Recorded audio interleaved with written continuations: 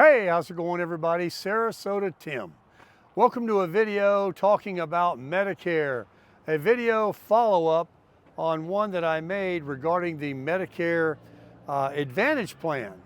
And I want to first tell everybody that I've made many videos regarding Social Security and Medicare, and while I'm not a Medicare agent, I am a Medicare beneficiary and have been for a few years now. Couple of years anyway. Also, I'm also on Social Security for several years. And so I have somewhat knowledge about it. And as far as when it comes to health care, at 65 years old, you can select either a Medicare Advantage plan, or you can accept or pay for a traditional Medicare plan and take out a Medigap insurance policy that covers the 20% of your Part B that's not covered. Now, in the last year or so, there's been a lot of scare tactics about, well, it's not really scare tactics, it's actually true, but there's a lot of exaggeration about it. What we have is a lot of insurance companies that sell the Medicare Advantage plans are quitting markets. They're canceling their contracts. Some of them have also been a little slow and dragging their feet on paying hospitals and doctors and making them jump through a lot of hoops to get their money. And doctors and hospitals are getting fed up with it. And so they are not accepting some of the Medicare Advantage plans. And so as this kind of built up, some things have transpired. And here's what you can expect. And this is why I will continue to use the Medicare Advantage plan until further notice. Number one, let's begin with the fact that the doctors and hospitals are no longer accepting Medicare Advantage.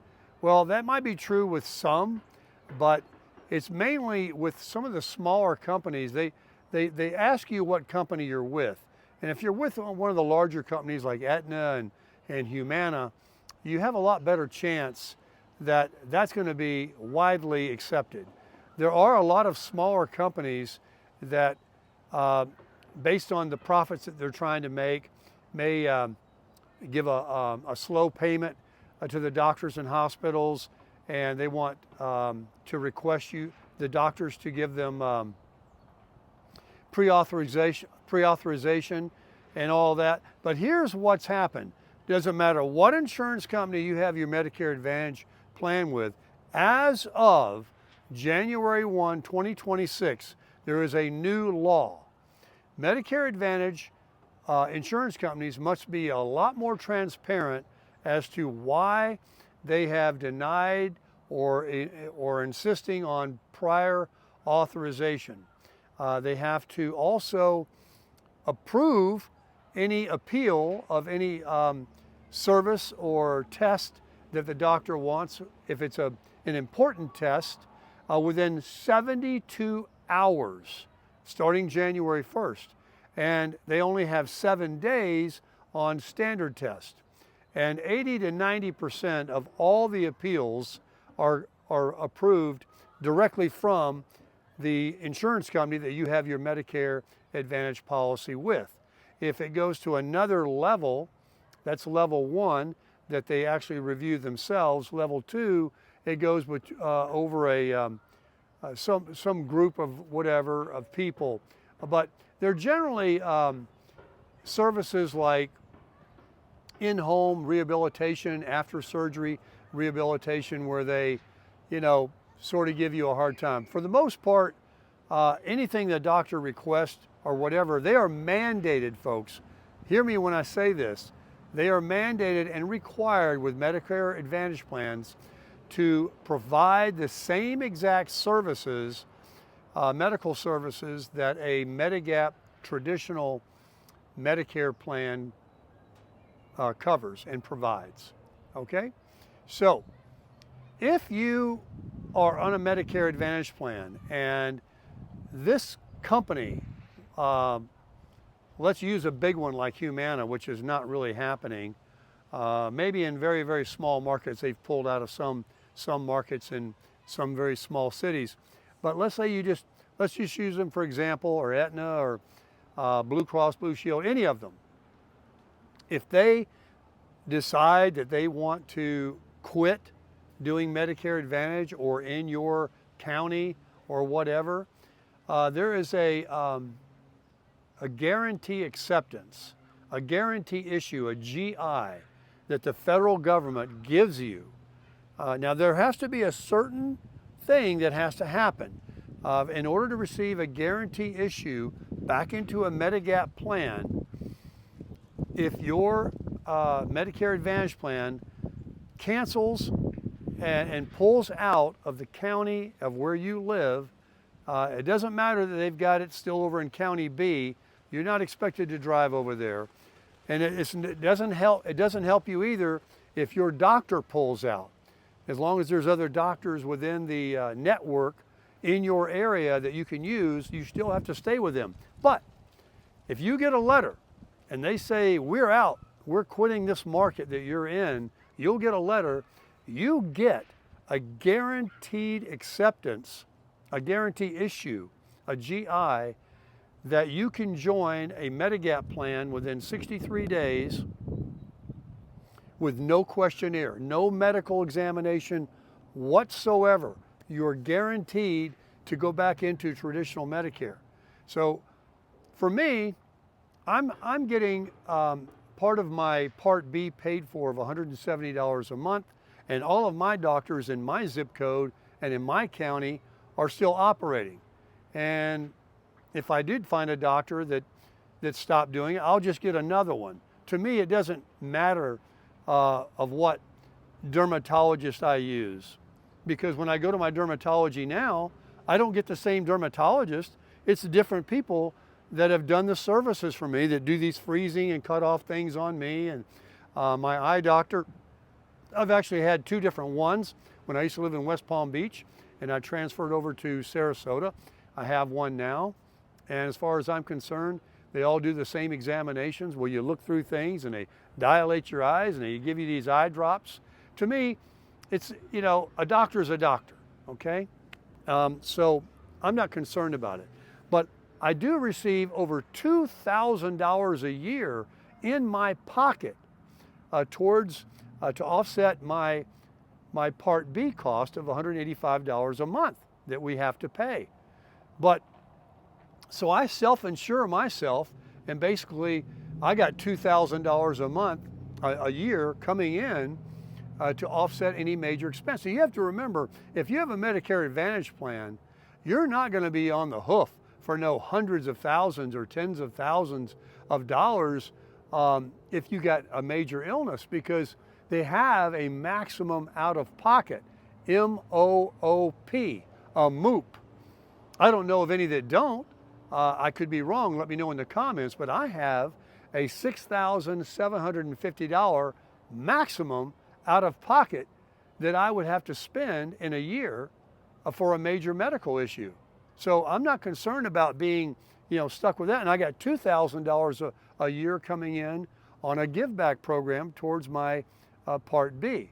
So for me, with my doctor still being in network and receiving $2,000 in my pocket and receiving a no-cost insurance policy that covers all the same things a Medicare, traditional Medicare covers, including the benefits of dental, vision, hearing, gym memberships, and prescription drugs.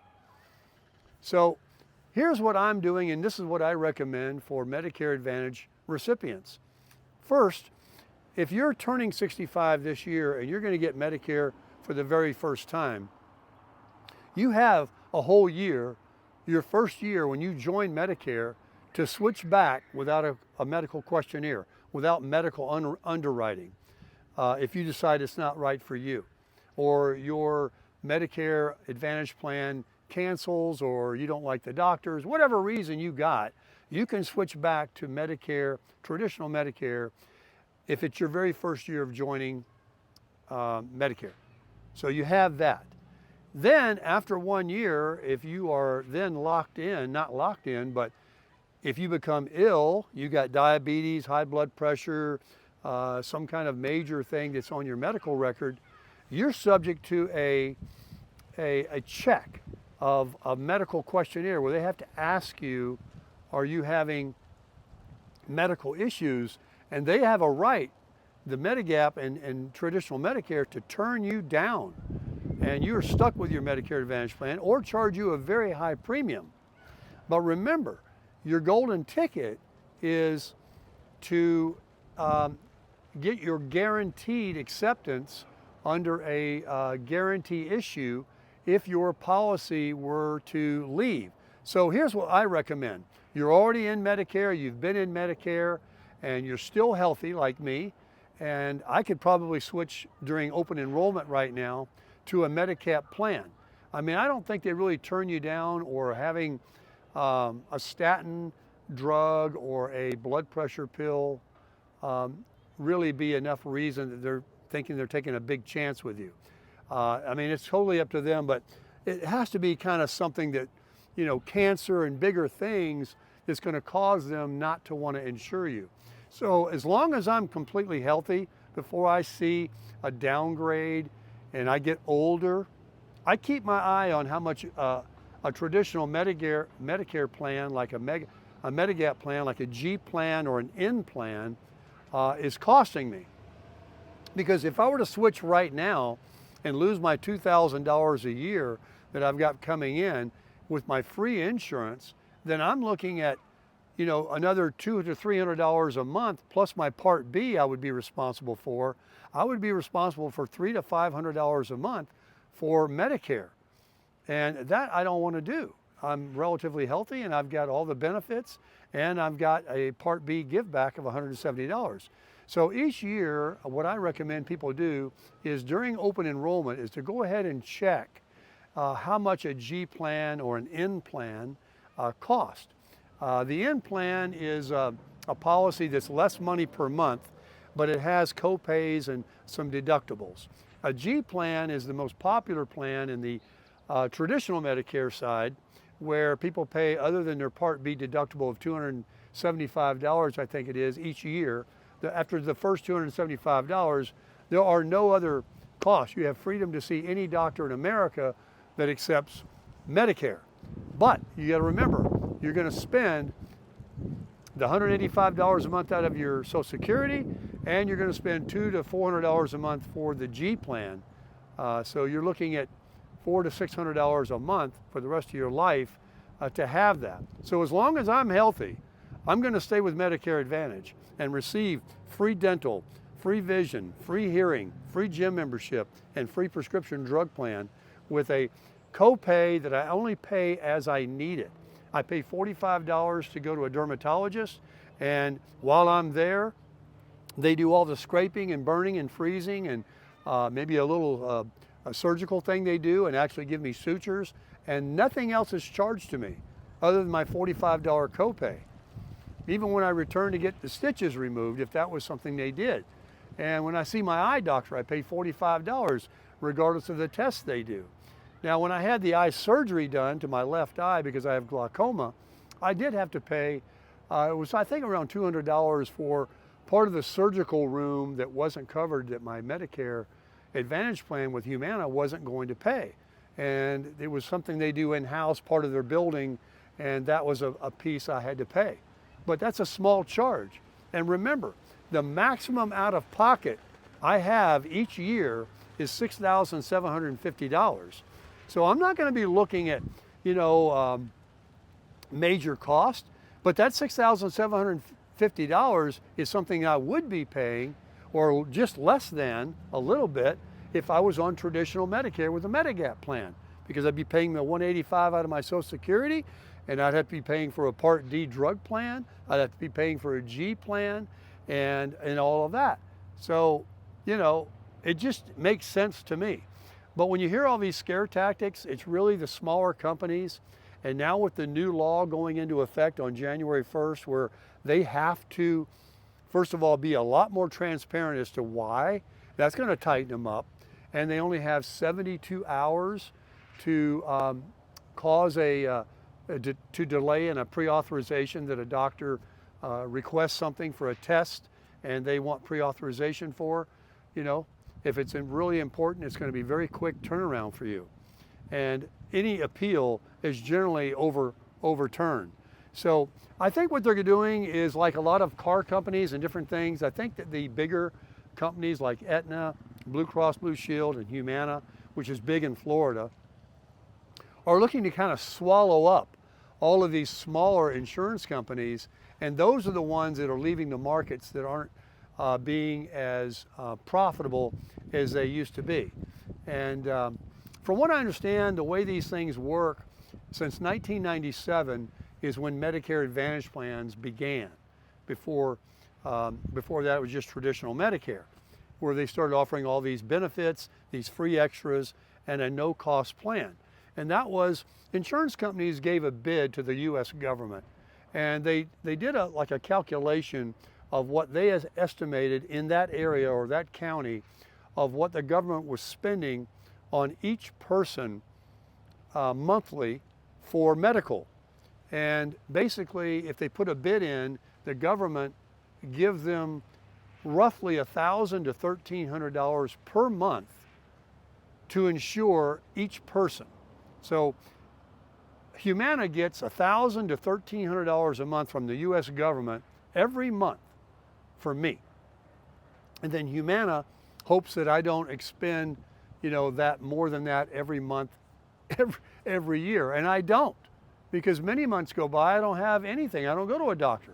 And so you can see how the profitability is there. But when they do have to cover these other expenses that come up a few times a year, or when people get more sick than others, then they have to look at where their profits are.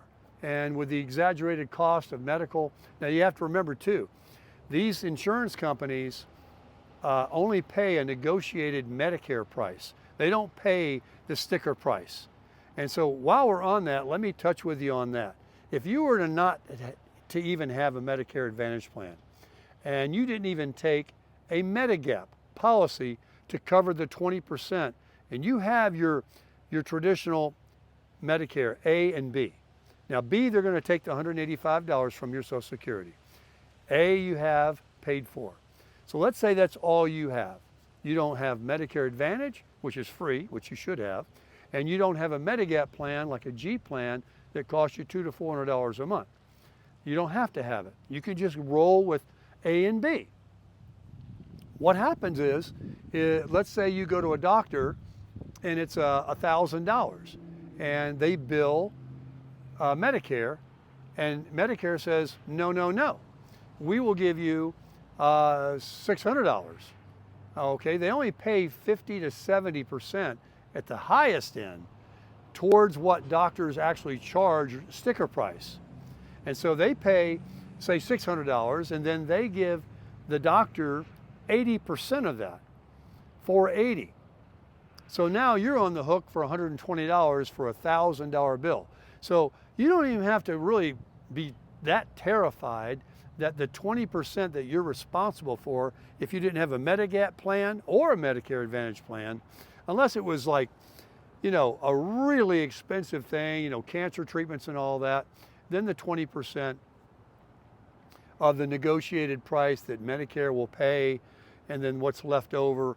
So most people obviously don't just go with A and B alone. They'll pay for a Medigap plan. That's why you can also choose a high deductible G plan, which is similar to the Medicare Advantage plan, where you pay a very low premium and you're looking at a maximum out of pocket annually if something major happened, and you just pay some co-pays and stuff, kind of similar to Medicare Advantage.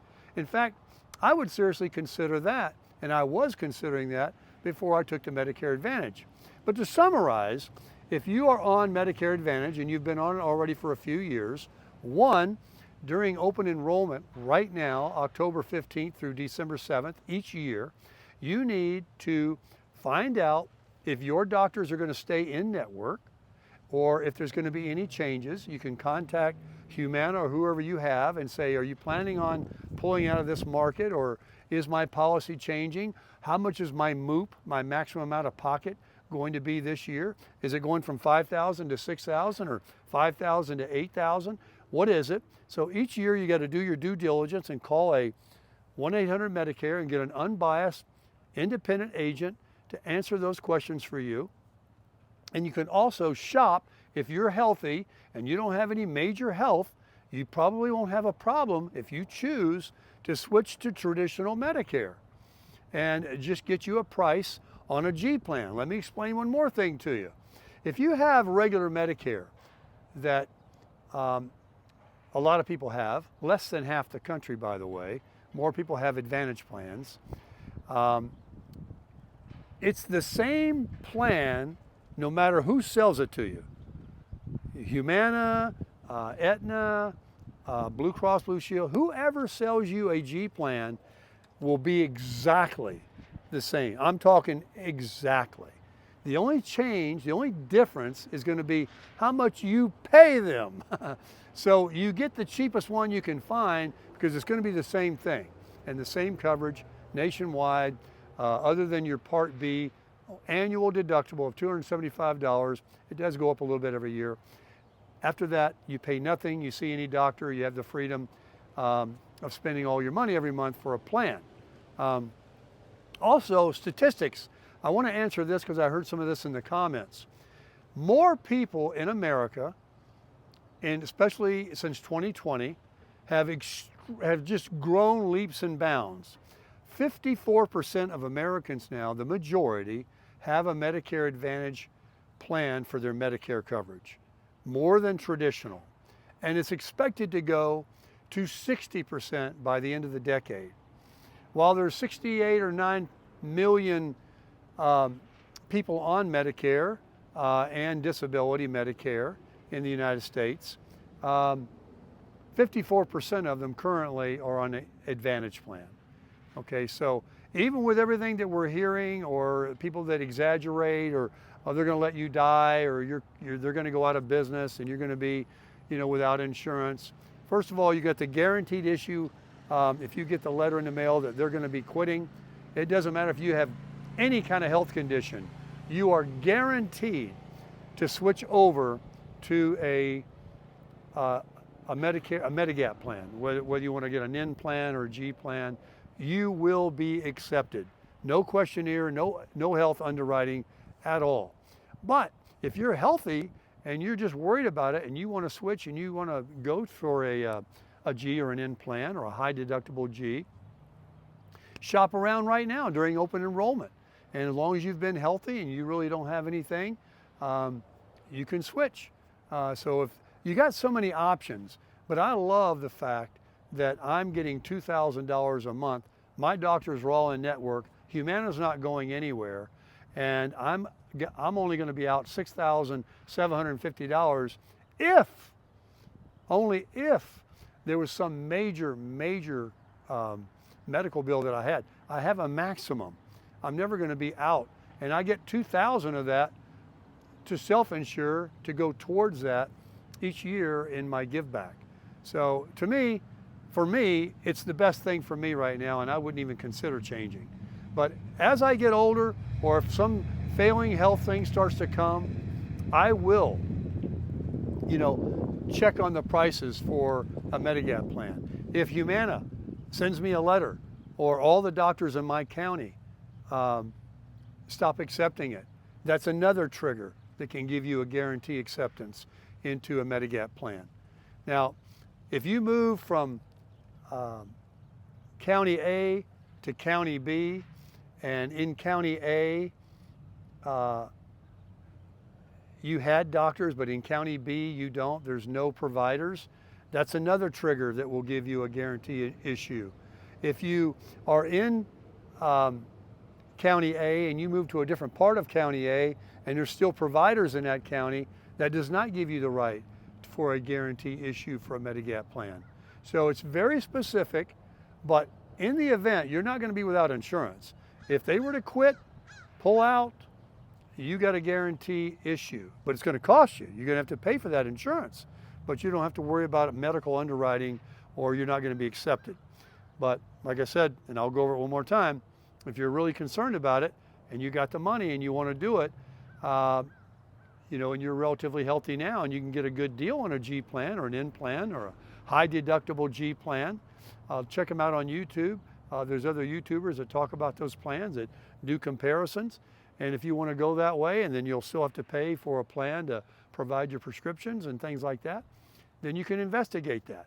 But if you're, you know, and not everybody gets these give back plans, but still, the majority of the people take a Medicare Advantage plan with no give back. It's really not that popular, but in Florida it is, where I live. And some of them don't even get that much. Some of them get as much. Some of them get a little less. But even if you don't get a give back and you have to pay the $185 out of your Social Security, which everybody does, except if you have a give back like me, then at least you don't have to pay for that insurance, and you're just paying as you use your doctor, as you need to pay for a copay. Now you pay nothing generally for your primary visits and your blood work and things like that, and most prescriptions are free if they're on a lower tier, and then you only pay a portion under the prescription drug coverage that they provide, and you pay nothing for gym memberships because you have the silver sneakers. So you can see why the majority of the people go with a Medicare Advantage plan, and they have to provide the same services as traditional Medicare. They have to cover the same operations, the same medical procedures.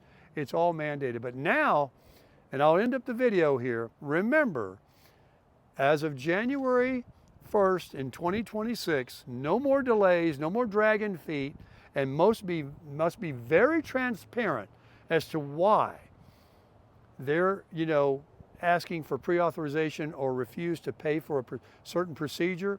And let me tell you why that's going to really help us. Because number one, it's mandated by the government to do that. But if they're transparent and they get a rating, like a 5-star rating, and they're in a very competitive market, they like to make the profit they're making. That's why they're doing it. It's a profit deal. It's a business. So private insurance companies, the ones that are against it are people that don't think that private insurance companies should make money and profits with Medicare. They think the government's best for them. It's kind of liberal thinking. But anyway, if their credit rating goes down, that hurts any business. When people call to shop around for a Medicare Advantage plan, and one's got a 2.5 to 3-star, and one's got a 4 or 4.5 to 5-star, who do you think they're going to go? So it behooves them to give good customer service, provide the services they're mandated to provide, not make people jump through hoops, pay the doctors and hospitals, eliminate all the administrative forms and stuff like that, so that doctors and hospitals will now not want to get out of it, and will continue to accept it, especially through high-rated companies, and you'll get your insurance, and you won't have to pay for it. So I hope that helps everybody. If you have any comments you'd like to leave that I can address to the best of my ability, I am not an agent, but I am a recipient, and I've done my due diligence. I've learned everything I could. I use AI. I've talked to my insurance agent with Medicare, and I am, like I say, a recipient with forms, and I receive my own benefits, and I know what my maximum out of pocket is. It works the same for me as it would for you, and so I hope this helps you out. There's still going to be the people that want to go this way, and there's people that want to go this way. As for me, I'm crushing Medicare Advantage plan. Thank you, everybody.